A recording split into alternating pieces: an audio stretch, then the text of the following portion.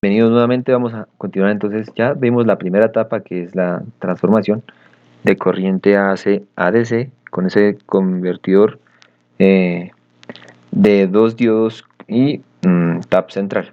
Bien, ahora vamos a mirar la tercera etapa. Bien, en la tercera etapa lo que tenemos se conoce como un circuito amplificador operacional funcionando como un integrador. Es decir que cualquier función que yo le dé aquí en la entrada, a la entrada negativa que estoy viendo acá, va a ser la salida, va a ser la integral de lo que yo esté entrando por acá. Bien, vamos a mirar rápidamente.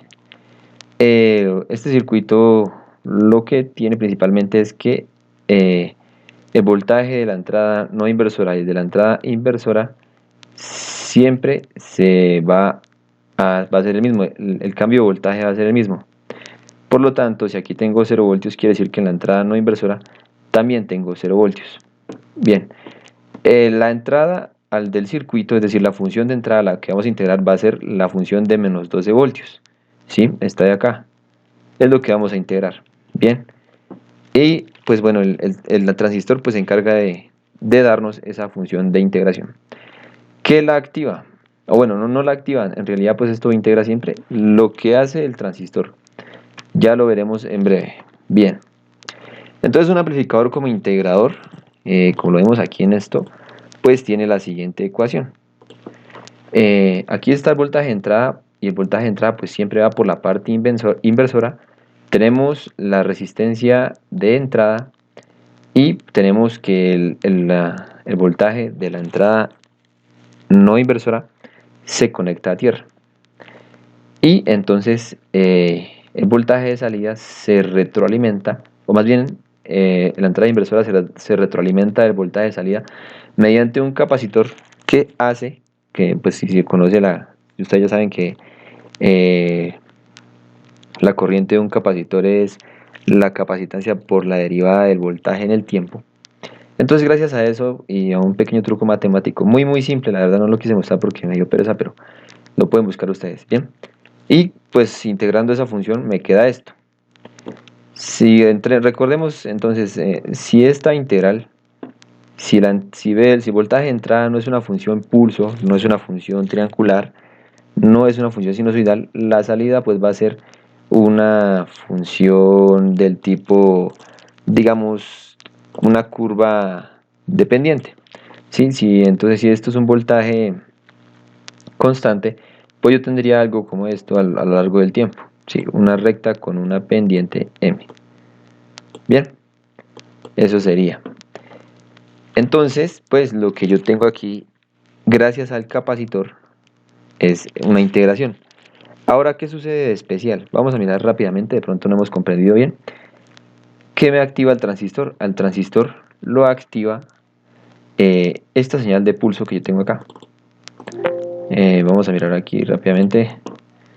Este pulso que yo obtuve en la etapa 2 con el amplificador como comparador va a hacer que me active al transistor, pero es un transistor NPN, es decir que solamente se activa cuando esté en alto, ¿sí? Entonces ese transistor va a estar activo en este poquito tiempo, que son alrededor de 1 milisegundo, 1 o 2 milisegundos. Bien, en ese instante entonces va a haber un cortocircuito entre la salida y la entrada. Y entonces mi amigo el amplificador va a empezar a trabajar como un inversor. Un circuito inversor idealmente debería tener aquí una resistencia y tendría que tener un voltaje de salida con esta función.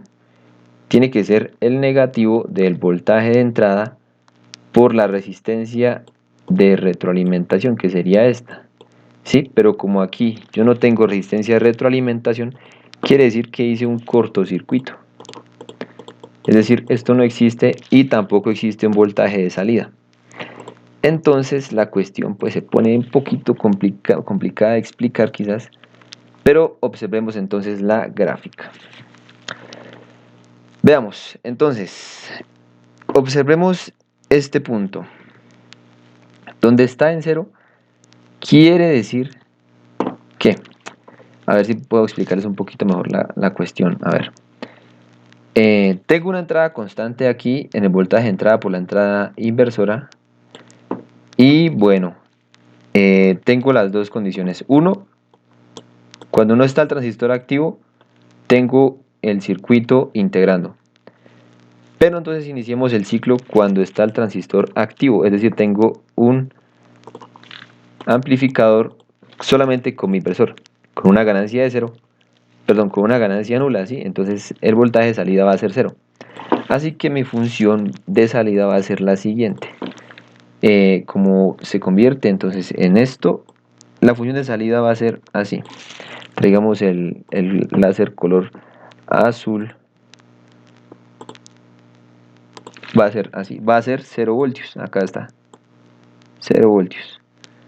Bien, entonces ahora suponiendo que ya el transistor, pues debido a que la onda de voltaje que lo está polarizando ya deja de ser alto y se pone en bajo durante este tiempo extenso, ¿sí? Sí, que es aproximadamente unos 16 milisegundos, no mentiras, más poquito, unos 13 milisegundos. Entonces en este instante se entra el capacitor a jugar y esto se convierte en un integrador. ¿En un integrador de qué? La función de entrada en ese instante pues es una línea recta, perdón, aquí no, es acá. Es lo que está entrando por aquí, que es un voltaje lineal que corresponde a VEE. A VEE es un voltaje negativo, ¿sí? VEE es aquí, esto sería menos 12. Bien, entonces, como es menos 12 y la función de integración, recuerden que tiene por aquí un negativo, entonces si yo integro una recta, pues me da una función triangular de este tipo. Bien, hasta que entonces, pues de nuevo, gracias a la función pulso de la etapa 2, de nuevo se polariza el transistor. Así que tengo por aquí esto de nuevo acá. Tengo 2 milisegundos que la función permanece en 0 y de nuevo integro. Y así, me perdonan esta vaina tan chueca. Pues así obtengo lo que sería el diente de sierra para el circuito. Bien, ¿cómo lo haría? Pues modificando o el capacitor o el resistor de entrada, este resistor. Así que en este circuito yo tengo la capacidad de modificar esta señal de diente de sierra gracias a esta resistencia de entrada que ha aparecido aquí con digamos este reóstato. Observen dónde está. Voy a volverlo a simular ya que cambié la posición del reóstato y vamos a ver qué sucede.